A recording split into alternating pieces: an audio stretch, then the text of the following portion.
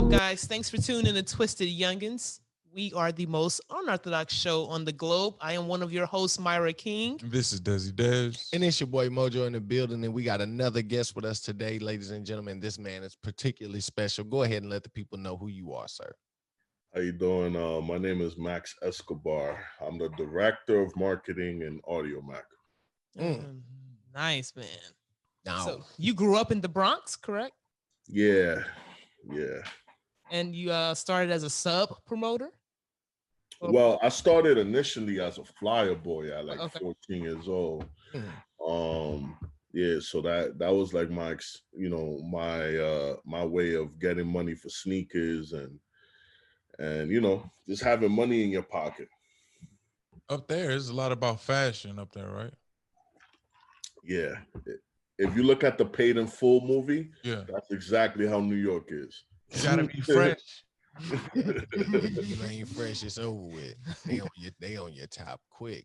Now, what was it like out there in the Bronx? Because obviously being in New York and especially the Bronx, y'all got a lot of hailed, artists from the Bronx, a lot of hailed celebrities and gangsters. So, and it's like a melting pot too, as well. Yeah. I mean, culture. Yeah, I mean, New York is, I feel like it's like the best of both worlds, right?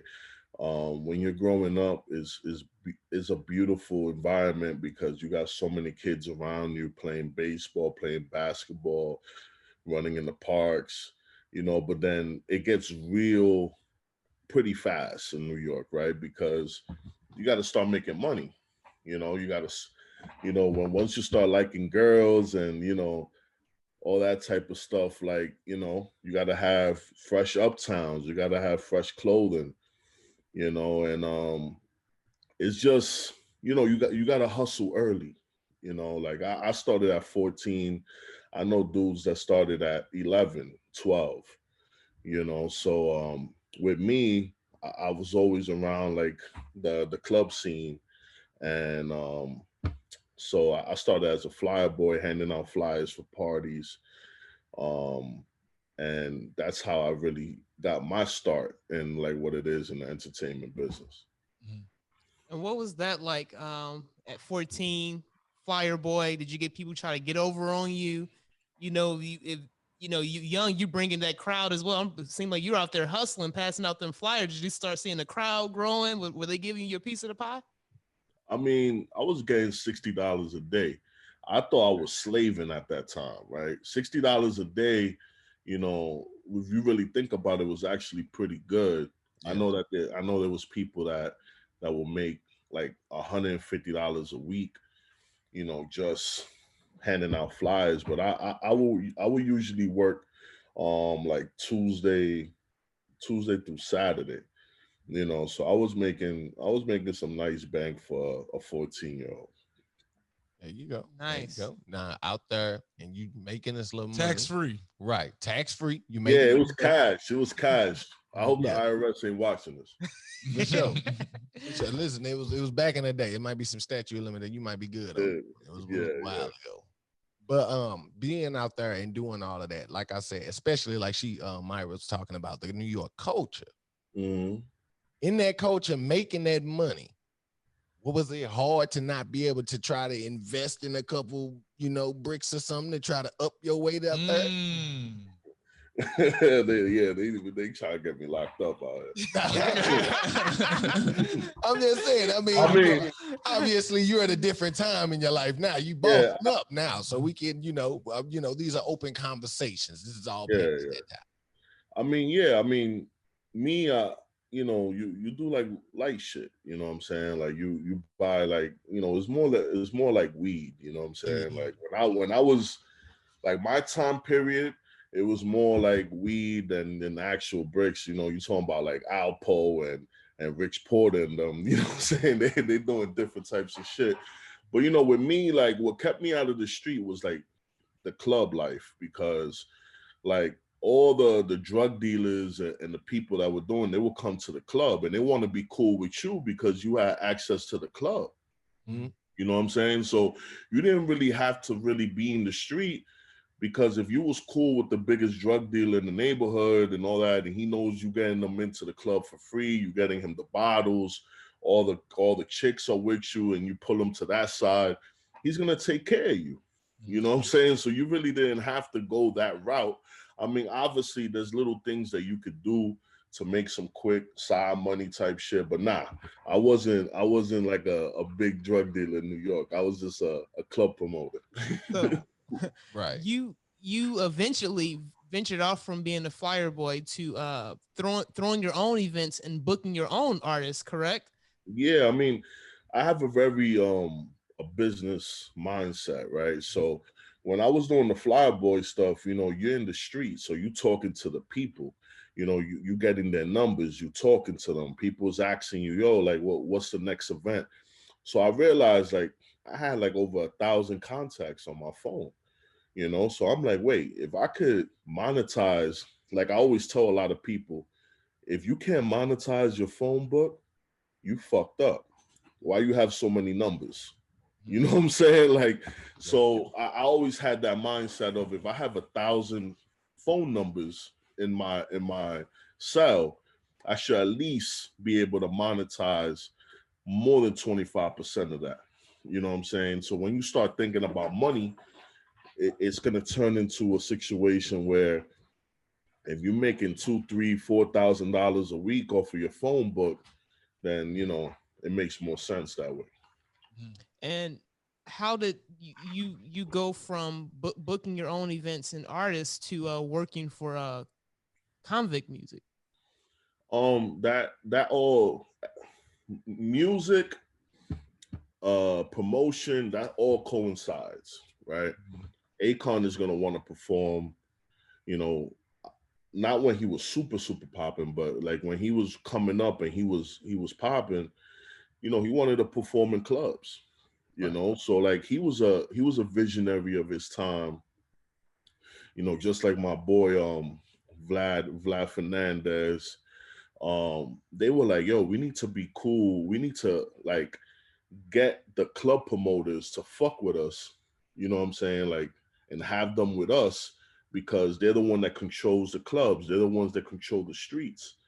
You know what I'm saying? So Vlad really came up to me and told me like, yo, what's up? Like, you know, we want you to be part of the team. And that's how it really started. And then, you know, I took a liking to music. So it ended up evolving into something more, into like an A&R position. At what point, now you was doing concerts, you know, the Sofa Lounge and all of that stuff. Yeah, At yeah. what point in time did you think about, like, you know, you wanted more? Hey, this your boy Desi Dez. And it's your boy Mojo. And if you like what you are seeing so far, make sure you like, comment, and subscribe to the page. Please. And if all else fails and you like what you talking about as far as this merch wise, baby, hit us up. You know what I'm saying? Check us out on YouTube or Instagram or Facebook at TwistedYounginz with a Z. You know what I'm talking about? Make sure you give us an email at twistedyounginz@gmail.com for all promotions. Where's it at twistedyounginz@gmail.com. Yes, sir, with a Z. And also, if y'all don't like what you see right now as far as merch-wise, we got more merch, and we also do your merch. Do your merch, Send us in a we couple support designs. everybody. Yeah, and we do promotional packages, interviews, videos, articles, whatever you guys need, man. Just make sure you hit us up. Holla at you, baby. What point in time did you say, you know, I'm going to do more than just, you know, these concerts and whatnot? What point did you say I'm going to capitalize, like you said, monetize and capitalize off of everything around you? My personality is I always want more. So like if I'm in a, like right now I'm the director of marketing at Audiomack, like I want more. I want to learn more so I could be able to leave something to my kids, you know, to my family, and create a legacy. So that's what I'm always striving for every day. I'm striving to leave a legacy for my family. I mean, that's what we all want, right? Like we want that when we pass, our family is able to monetize off of the hustle that we did.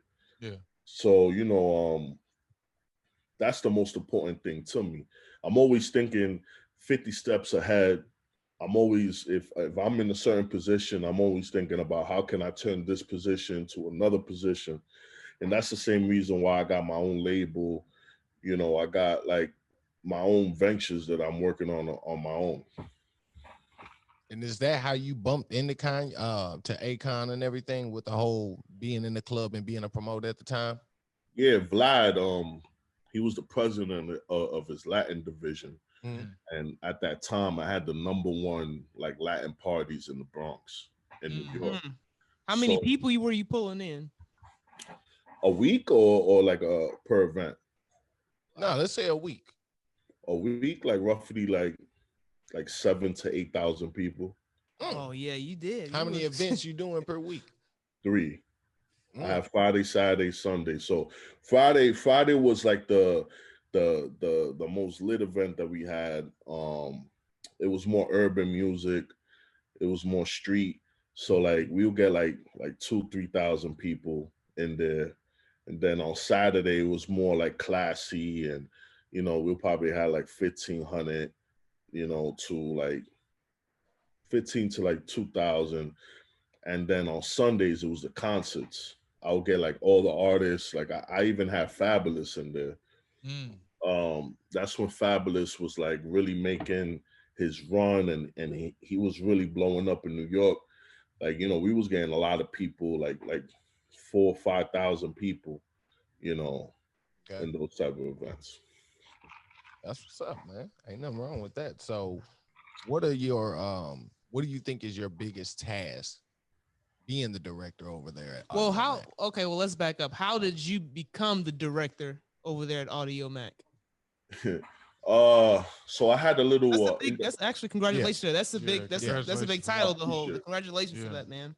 I mean, like she said, how'd you get it? A lot of people, might say you did some things behind it. Did some devilish stuff to get this job, man. How'd you get this job, man? Nah, man. I had a label called CNS Music, and I had 2 artists signed to it. That was the Cannot Stop label, right? Yeah, Cannot Stop. I was a big, I still am. Like I was a big Diddy fan, like Puff. And he always had the thing Cannot Stop, Can't Stop, Won't Stop. So I kind of played it off that. And I had 2 artists signed to me. And I had the same mentality I had with the parties. I did it with the artists. And because I was cool with all the promoters, my artist was always booked. So like I was working on a joint venture with Sony at that time. And one of the executives, her name is Vanessa Wilkins. I always say her name in all the interviews. She was like working the deal out. And she, in the middle of me making this deal, she left to go to Audiomack. So when she did that, and I go to the next meeting and she's not there, I'm like, where Vanessa at? They were like, nah, she left to go over here, whatever. And at that time, I was like, I was already good financially, and it just didn't make any sense. Like they started like changing certain like deal points and stuff like that. But then Vanessa hit me up and she was like, yo, I wanna talk to you real quick, because in Audiomack, they have a couple of positions open, and I think that it makes a lot of sense for you. So I went over there. I spoke to Vanessa, spoke to the owners, Dave Mackley and David Pani, and they just looked at me and they were like, yo, it makes sense for you to come on board and stuff. Because, Audiomack at that time was still like a startup. It was still like growing. So they were like, yo, just come on board and make it happen. So, that's why I say that I don't really say no to nothing. Like when it comes to interviews, when it comes to conversations with people, because you don't know where they could lead to. You know what I'm saying? Like maybe I could become the president of a big ass podcast network later on. And I could be like, yo, I did an interview with this podcast. I like it. And I could just go and call you and just bring you onto the network just because of this interview. Like you never know what conversations could bring to you in the future. So I never say no to anything. Indeed. We'll appreciate you not saying no. Definitely. Yeah, that's fact. That's fact. And if they do make you over the podcast division, make sure you call them. You said that Audiomack figured out how to monetize free, which I feel like is important in this day of nature, because everyone's jumping on board with a wave of change in their initial plan, or what made them different to just, you know, follow the trend just to get people, and now they want to kind of jack up prices on certain things or packages and whatnot. Why do you think Audiomack was so successful at that? And they're still, you know, and their numbers are shooting up. Yeah, still. they're thriving. That was a good line though, right? They learned how to figure out how to monetize free, right? Yeah. Yeah, I mean, listen. You know, every now and then you gotta drop a bar. The thing is that with the type of time period we in, right? It's sort of like when you hit that wave where people were downloading like LimeWire and shit like that, and they were downloading free music. Music sort of died, and it had to evolve. And just like life, you have to evolve, you have to grow. So it's like what I feel what helped Audiomack a lot was the two owners, they came from ad sales. You know, they were salesmen, and they learned how to make advertisement online. So when you really look at all the stuff that we provide for the artist and for the listener, and you're getting it for free, it really, it's just a no given. I mean, it's like there's not like it's a no brainer. If I tell you, guys, listen, you have a podcast, you can upload all your podcasts for free, and you can monetize it. Why would you say no? All right. And me as a club promoter, you know, at heart, I'm a salesman at heart. I know how to market stuff. I know how to promote stuff. So what I really did was I went back to my roots, and I started marketing Audiomack like it was a party. Come to the best party. Come to the place where you don't even have to pay to go in, and you still get to drink for free. You get to see all the beautiful women and the guys and all that stuff for free. So you're getting the same experience as if you was to go to a club where you got to pay $100 at the door. So who's gonna say no to that? You know what I'm saying? So it's very simple as a promoter to market something free, because it doesn't affect the person. If I tell you to download this app for free and try it out, what is the worst thing that could happen? Right. Yeah.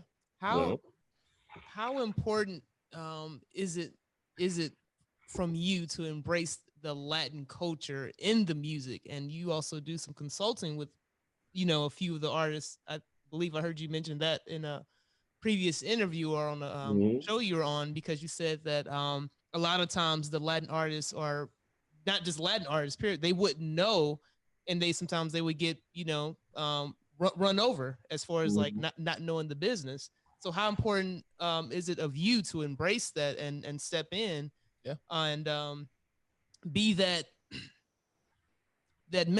mentor? Yeah, I'm gonna get a little controversial now. Go ahead, do it. But you know, when I was growing up in New York, I was stuck in both worlds, right? I grew up with blacks, you know what I'm saying, like in the projects, you know what I'm saying, in the Bronx. And when I would leave in the summer, I would go to Dominican Republic because my parents are Spanish, right? So, but over there, they'll look at me like I'm American, you know what I'm saying? It's just like when you go to the Caribbean, to Jamaica, they look at they call them like Yankees, right? When you're from the US, right? So it was really it was a struggle for me growing up, because I didn't really know what the fuck I was. I don't know, I was black, Spanish, you know what I'm saying? Like when I was in high school, you know, there'll be a lot of issues, you know, with races and stuff like that. And when I got into the promotion business and I got into music, it was like I started seeing that starting to mesh more. Like, you know, a lot of black artists was doing music with Latin artists, and we were starting to realize that we're the same thing. You know, that's why like when I hear Spanish people saying that they're not African or they're not black, I look at them like, bro, you blacker than me. What are you talking about? You know what I'm saying? And it's like that argument, because I speak Spanish and you don't, that we're different. That's something that comes from people that are trying to be divisive. Yeah. You know what I'm saying? We all the same shit. Yeah. You know what I'm saying? In the end of the day, you know, so it was really a big deal for me to make Latin artists do songs with English artists and bring it together to show that we're the same. You know, if you trapping in English and I'm trapping in Spanish, we still trapping. It's still trapping. It's the same thing. Yeah. You know, so, you know, when it comes to Latin artists, because they live in countries that are not really well equipped education wise, they get fucked over a lot in the music industry. And I'm a type of person, I don't really like seeing abuse, especially if they don't know what they're getting themselves into. I like telling the artists exactly what they're getting themselves into. Like, listen, you signing your life away when you sign this. You signing away your masters, you're signing away your publishing if you do this deal. If you're okay with that, then it's all good. But I want them to know at least. You know what I'm saying? A lot of Latin artists, even hip hop artists, they go into these meetings without lawyers. Yeah. Because they don't even know what the fuck a lawyer is. They go with their boy, like, what does that mean? You know, if they feel like their boy's a little bit smarter than them, they'd be like, yo, that's my lawyer. And it's not like that. There's a lot of words in contracts that they're just used in contracts that the normal person don't even understand what that is. You know, so it's really the lack of education. And I like to be able to help the culture move forward. And a lot of people don't. It's glad that you said that, and because you're in on the inside of the industry, a lot of people in the inside of the industry, they don't want to extend that rope to put you on game to like, yo, I want to give you the heads up. You might be signing your life away. Hey, look into this. Get you a lawyer. A lot of people won't because they're all in cahoots with each other. They feel like we can all get this piece. They show up in that meeting and get well, raped. I mean, even more than that, you know, like you said, the terminology. Some people show up. Me and Mara was talking about it before. People show up with a criminal defense lawyer. Exactly. to a distribution. They go in. Meeting. I seen an artist go into a meeting with a tax lawyer. Yeah. I'm like, yo, what are you doing, brother? Like, it's a lawyer. You know what I'm saying? Like, this dude can't tell you shit. You know what I'm saying? He can't tell you shit. But don't the music industry be having a lot of them entertainment lawyers sold up already? Yeah, that's a fact. So they be, even though you bring a different one in, oh, what's up, Billy? Let's get this money, Billy. Get this money. Let's get this money, Billy. Oh man, what's happening? But you know what? I ain't seen you in years. How you been, man? But the problem is they don't ask questions. You gotta ask questions. Like it's the same thing. Like when you're doing an interview, you're not gonna go into an interview with no questions. Right. Then you're gonna be shooting off the hip. You know what I'm saying? And it's like you gotta be well prepared to what you're gonna do. A lot of entertainment lawyers, I'm not gonna say all, right? Because you don't really want to classify them. Yeah, they part of the system. But the problem is that if you ask questions, then you can see that before it happens, and you can fire the shit out of them. You know what I'm saying? Because they only make money off the deal. So if you fire them before the deal's done, they ain't making no money. What does your daily duties consist of being the director over at Audiomack? Yeah. At least 235 phone calls a day. Yeah, I gotta speak to artists all day. I gotta speak to managers. Okay.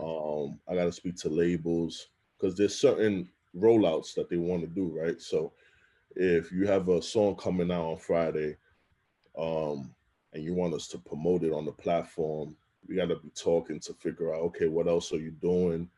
What type of marketing do you want to do? What playlist is this song good for? it's just a lot of questions that we got to answer before like we're able to do a proper rollout. Can you explain especially for artists that will be watching this, what does it mean to market yourself? Yeah, rather than just drop. You know what I mean? Like, what does that mean? Like, we feel like we know what the word market mean, but you also, like you just said, the rollout, how to market yourself. You want to market your music, make sure it's good for this or that.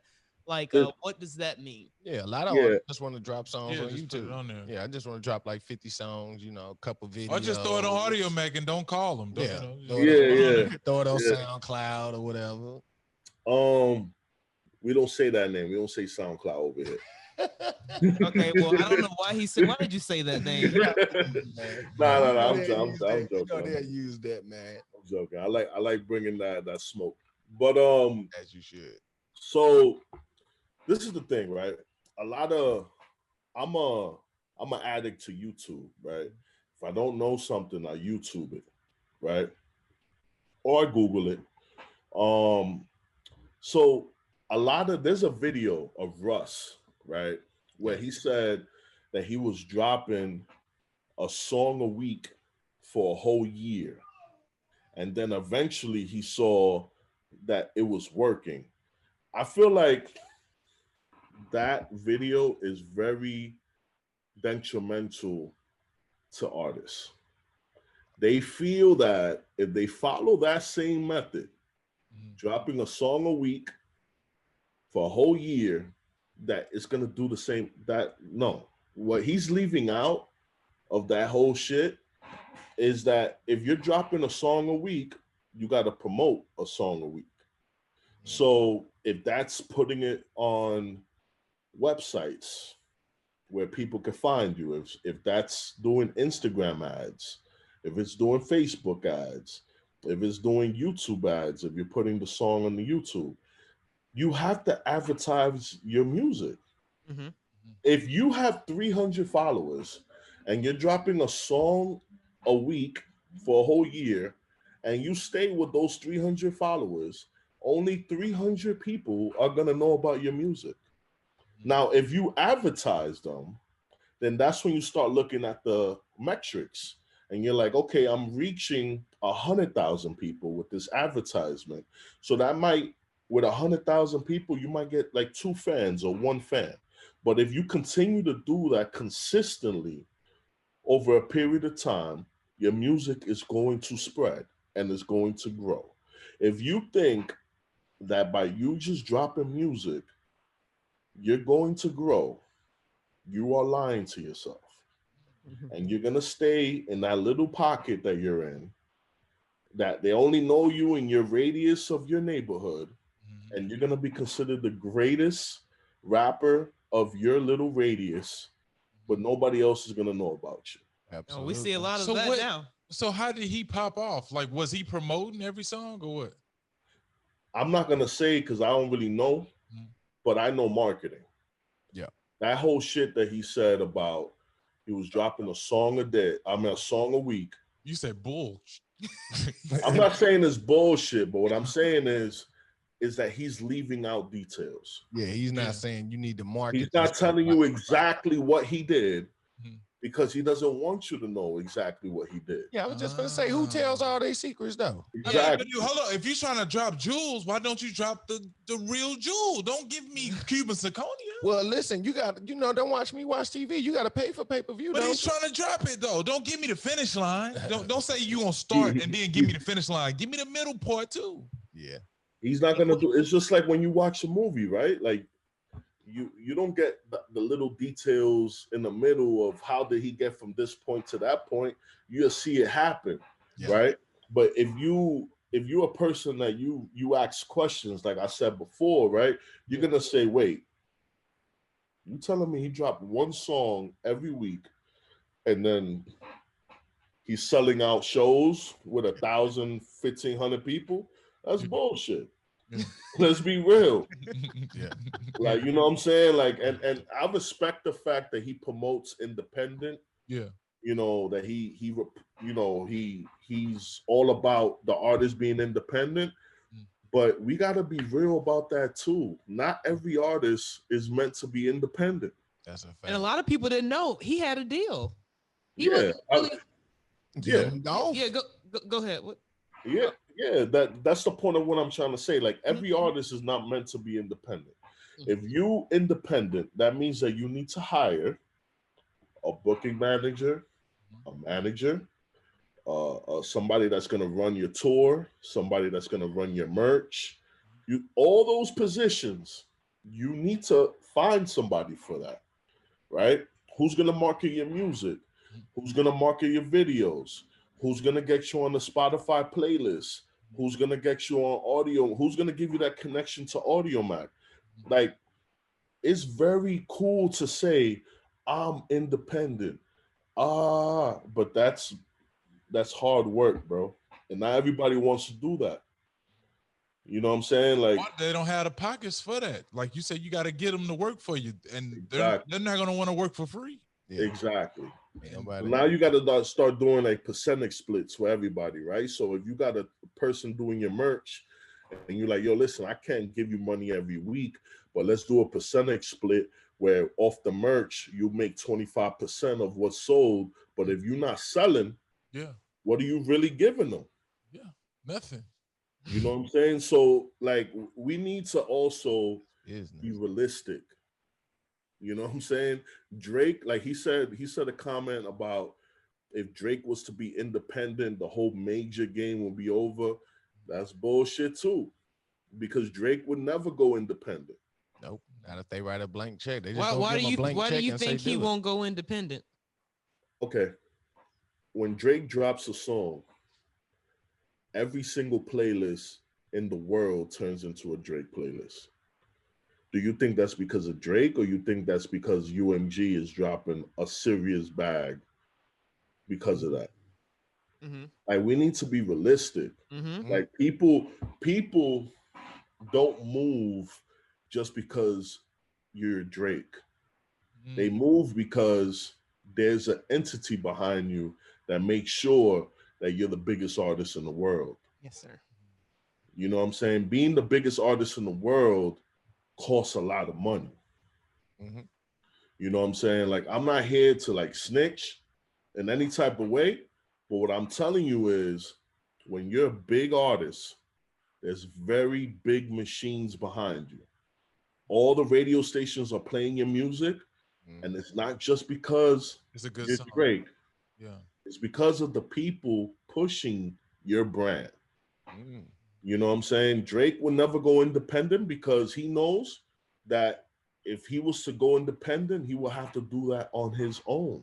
And maybe he can make money and do his thing, but you also got to be realistic that you got to hire all those people. Yeah. I don't think Drake has the bandwidth to do that.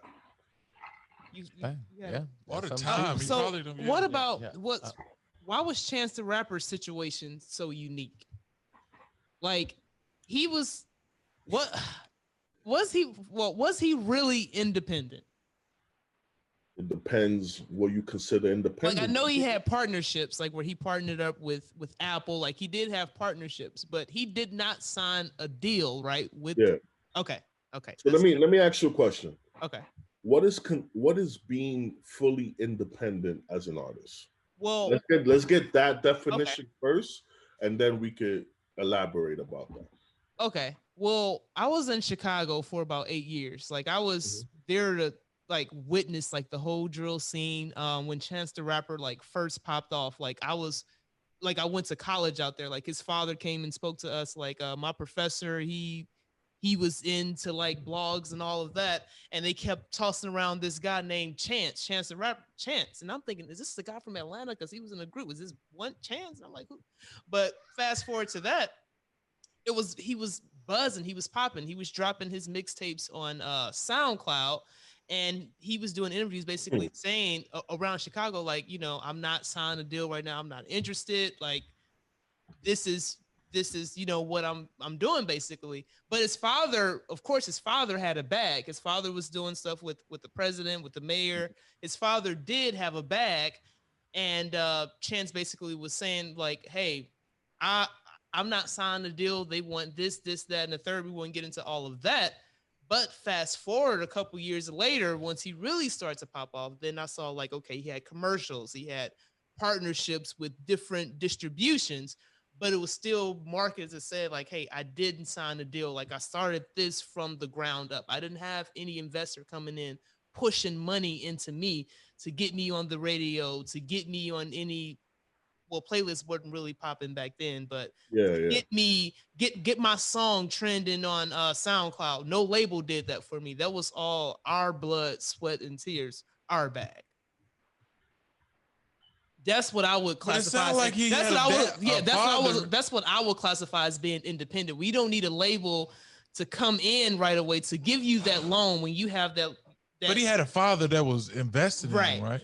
Yes, he did. So a lot of these people don't have that bag. If you ain't got nobody investing in you, then you need to talk to a label. So you can be realistic. Like he's a right. For real. So that's what I would kind of classify as like independent. Now, you go ahead. Not as you signed to an independent label, but like I mean, like ground from the dirt, independent. Go ahead, give it to him. So like the reason why I asked for your explanation was because what's independent, you know, is relative to what you think independent is, right? Mm-hmm.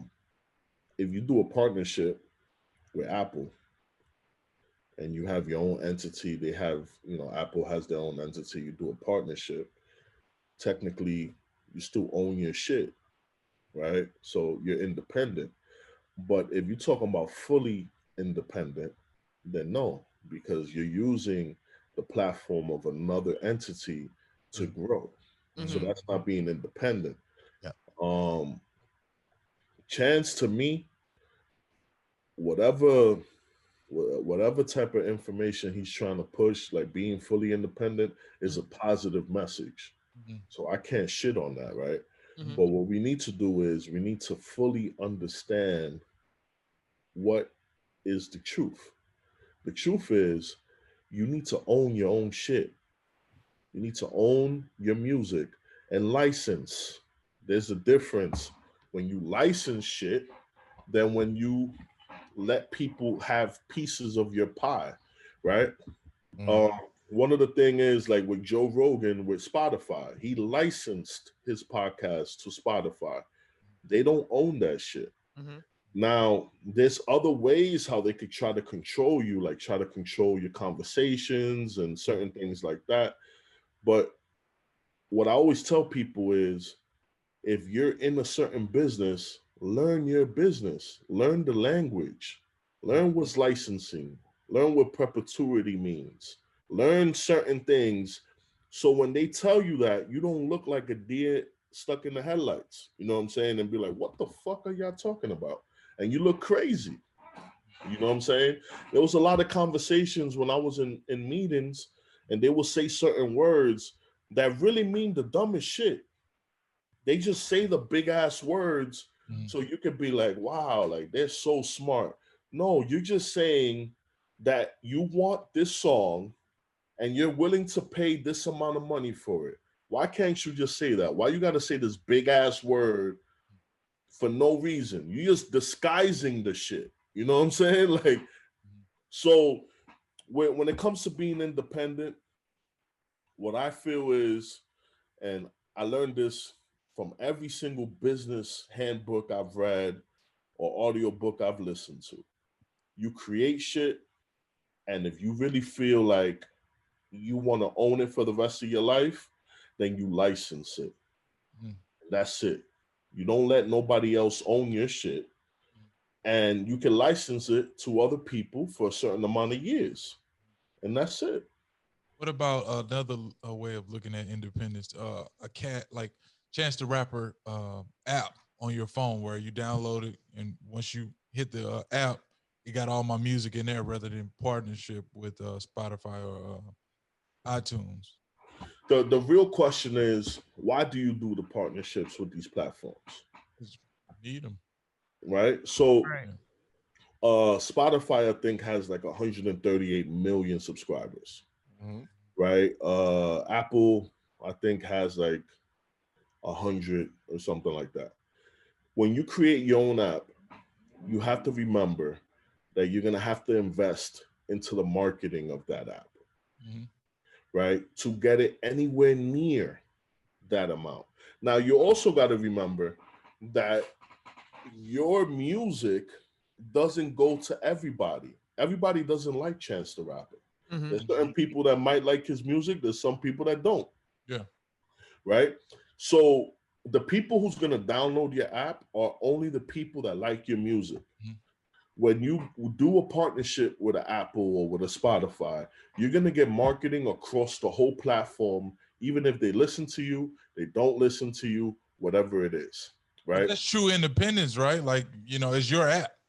Yeah, right. that's But my music videos will be dropped on that app. My songs be dropped on that app. But you won't be confined. If you want to say you're independent, solely independent, you'll have your own app. True, but you won't be confined just to 50 people who download that app. He's saying it'll be like a radio. Whether I like the song or not, I'm gonna keep hearing this 20 times a day. To whereas I know who Chance is. I know that hit. You know, it's like a, you know, it's gonna be stuck in the back of my mind. They're gonna program you to say like, hey, this Chance the Rapper, this is his X yada yada yada, and there so forth. So basically, it's not true independent, truly independent. I mean, depends on what you think. How I see it is how you think what independent is, right? So I'm gonna give you an example, right? When it comes to marketing, the biggest company that you think about is Coca-Cola, right? Everybody knows what the fuck Coca-Cola is. Everybody knows their logo. Everybody knows their colors, everything. But you see them every fucking day. Every fucking billboard you could think about, there's a Coca-Cola ad, right? Because what they do is they program your mind. It's the same thing with music. A lot of people was like, yo, why does all music sound the same? Because they want it to sound the same. You understand? Like, if you really think about it now with this age of social media, you can look for whatever music you want. You don't have to listen to whatever they program in the radio. Like, I haven't turned on a radio station in at least 4 or 5 years. Yeah. You know what I'm saying? So if I really want to listen to a T.I. song or a Nelly song or a Luda song or whatever, I could just go straight to them. I don't need to wait for the radio to play their song.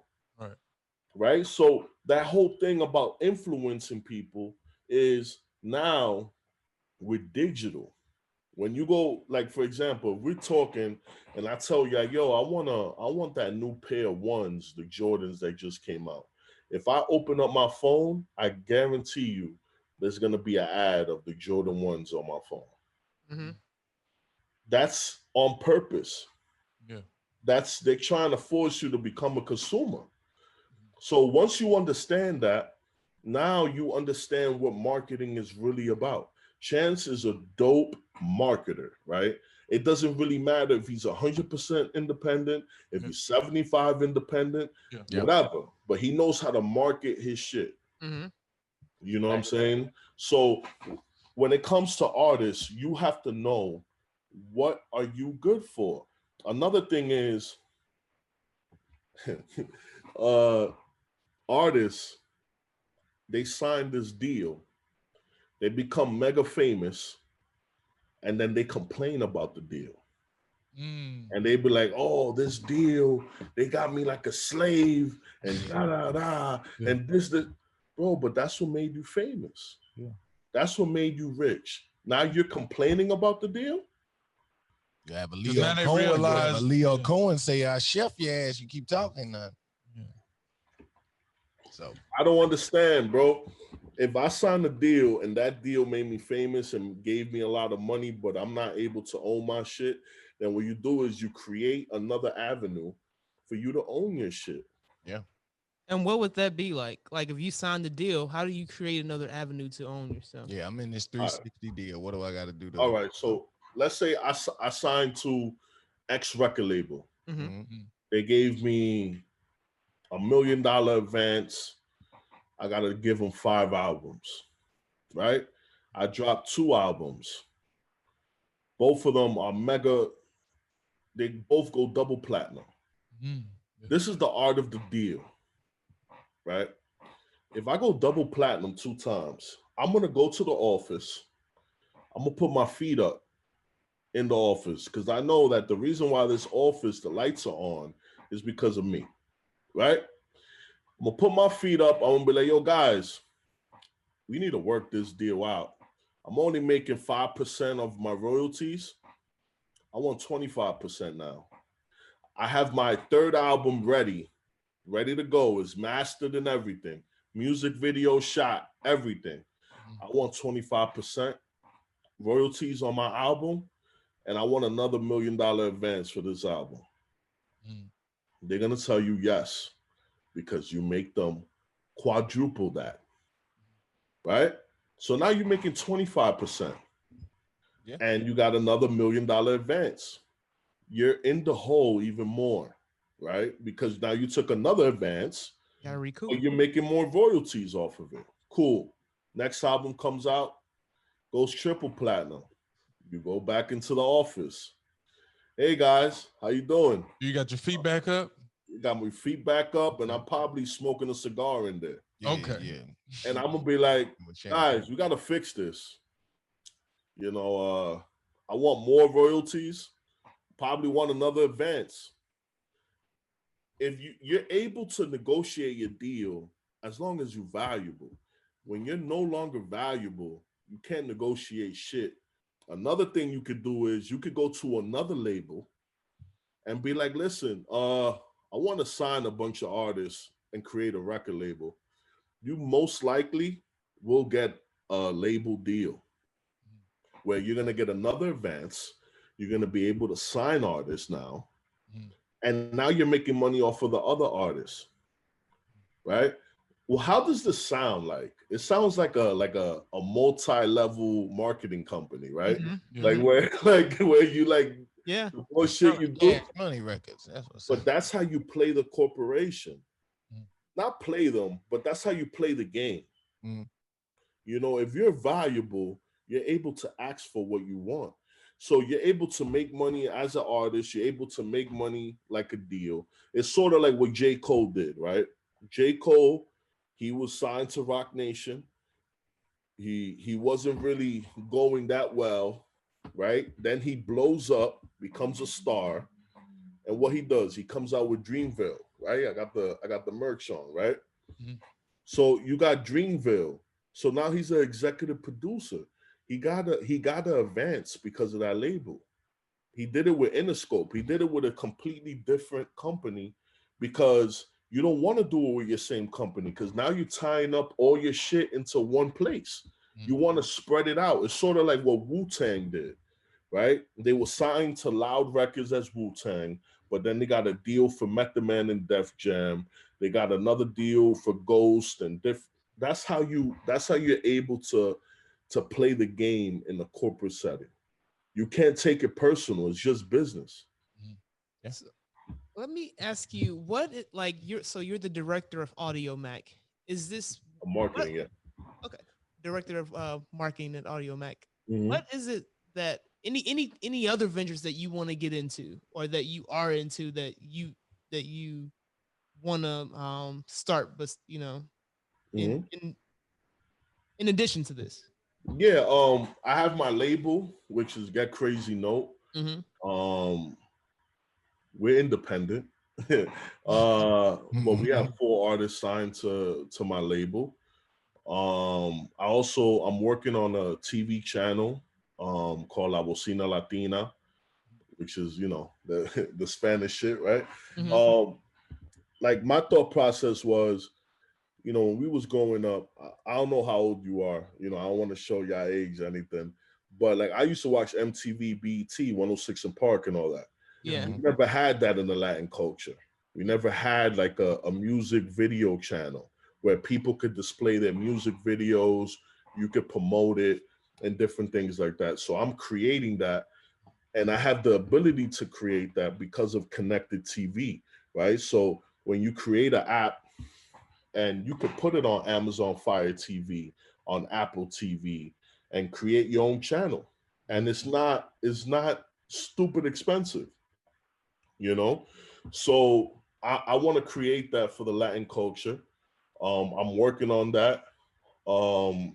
It's gonna probably launch between February and March of 2021, but that's because I'm locked in my crib all the time. I'm able to do business and really sit down and think about certain things. You know, like when I was running around every day, you didn't really think about none of that. So, you know, that's the advantage of the pandemic, you could say. Are you going to have like a small masked up social distancing launch party for this? Uh, I don't know. I don't really want people around me right now, so I'm trying. I'm trying to stay away, people. But yeah. I think it's dope what you're doing because we don't not yet in music as well. We don't have like a lot of color representation as far as like outlets where you can see, you know, like you said, for as Latin or just that whole genre as well, but also in television. Remember at one point there was barely any people of color representation like in movies or TV shows until they start seeing certain movies hit and they're like, okay, now let's do this, now let's do that. Definitely. And so I think that's great that you are doing that for that, because that's only going to be great for, you know, great for the culture. It's only going to expand. Yeah, like I see it as if you don't see it, then build it yourself, right? That's why I respect Tyler Perry, even though a lot of people be just, you know, saying wild shit about him. They hating on him. Yeah, like, you know, I don't really understand that, because if people are telling you he's making all black movies, all the people that work the movies are all black, why would you hate on that? He's creating an ecosystem so we could grow. We need more Tyler Perrys, you know what I'm saying? And it's like that's the same thing with Latin. Like, you don't really see that. You don't really see people saying, damn, like, yo, I want to create my own channel. You know, in Latin culture, and I'm gonna tell you that, like, so you could get like a little peep of what's going on. What Latin people usually think about is like, yo, I want to play baseball or I want to be an artist. They don't really think about being an executive like that, because they don't really have an example to look at. You know what I'm saying? Like when I was, that's what made me so different, because like when I was growing up, I had Diddy, I had Jay, I had Dre, you know, Nelly was a big, you know, he was big at some point. Like you have these executives that you can look at and be like, yo, it's possible. You know, but when you come from a culture that you don't really see nobody doing it, you're like, I'm just gonna stay in this barrel. It's hard to break the cycle. Yeah. I do got a question for you. We spoke when you was talking earlier about the lawyer situation and everything. Yeah. What is a key that you think an artist or entertainer should look for in an entertainment lawyer? A brutally honest person. Every entertainment lawyer, they have ties to the industry, right? So for example, like my lawyer, for example, I told him, yo, we have big enough numbers. Let's try to get a JV. He's like, all right, I'm gonna hit my connecting in UMG. I'm gonna hit up my connecting Sony. Right away, that raises red flags for me, right? Because you're hitting up your connects, right? So once we sit down, I'm gonna ask a lot of questions. Yeah. You know what I'm saying? Because I'm gonna be like, okay, so what is he getting from this deal? What's the cut? What's the redlining? You know what I'm saying? Okay, so I'm gonna ask questions, because even if he's doing it from good interest, it's just like anybody, bro. Anytime you do business, you have to know who's backdooring you. You know what I'm saying? Like, what's the catch here? Right. There's always a catch, and you got to ask yourself: is this catch worth you doing this deal? And that's it. Because a lot of lawyers, they have gotten artists into bad deals. Sometimes they don't even know it, because sometimes even the lawyer don't even know the full lingo of all the 50-page paperwork and all of that. And then again, the other side of it is they do have, you know, ties to the industry, so whereas they knew it all along. So a lot of times these artists, sometimes they will bring a lawyer in, but the lawyers still help them get screwed too. you know, like I think it was Jay that said this. He was like, you need a lawyer that watches your lawyer. Facts. Yeah. You know what I'm saying? Like it's like that. I mean, in the end of the day, regardless of everything, you always gonna sign a bad deal to a certain degree. Your job is to continue to be successful so you can continue to tweak the deal. You're never gonna fully win a deal ever. Right. But what you could do is little by little, you can start tweaking that motherfucker until you feel a little bit better. You know, if you really think about it, like when an artist becomes like a megastar, they always end up going independent anyway, right? So your job is to go to the majors, become a superstar, make as much money as you can, and then go independent. Yeah. Or, you know, quote unquote independent. Yeah. What is your strategy like now with you being the director at Audiomack compared to you working over at Convict? With Audiomack, it's about, like I told you, like I promote Audiomack like a party. So I'm trying to make this the biggest, best, dopest party in the world. You know, I feel that when you download the application, it's super easy for you to use. It's very simple for you to understand, and it's free. What else do I need to promote? Nothing else, man. You know what I'm saying? Audiomack. Like I said, that's a fact right there. Yeah. Yeah, make sure y'all go get that. That's And artists can monetize their music on there. What? Artists can monetize their music on, of course, on audio. even podcasters. So what we're gonna do is after this podcast, we're gonna get you signed up to Audiomack. Yes, sir. That's what we need to hear. Yes, sir. That's what we need to hear. Yeah. I didn't even know they were. We ain't got doing nothing but a lot of podcasts on content for Audiomack. you, brother. Yeah. We definitely doing podcasts. And you're more than welcome to join. And it's free. Okay. And we'll appreciate it, man. We'll appreciate you again taking your time out, man. You dropped a lot of jewels, diamonds in here. You dropped a lot of diamonds. I appreciate it, man. I try to keep it modest. Will be helpful. Like yeah, man. Again, we appreciate you and congratulations to your ventures that you're starting, what things you're involved in, you're mentoring what you're doing for your culture, our culture. Thank you. That's much. We do need more talent pairs, and we also need more individuals like yourself. Yeah, you're shining light in the community, and you're an example of a possibility. Yeah, you're a different possibility. I can be this. I can, you know.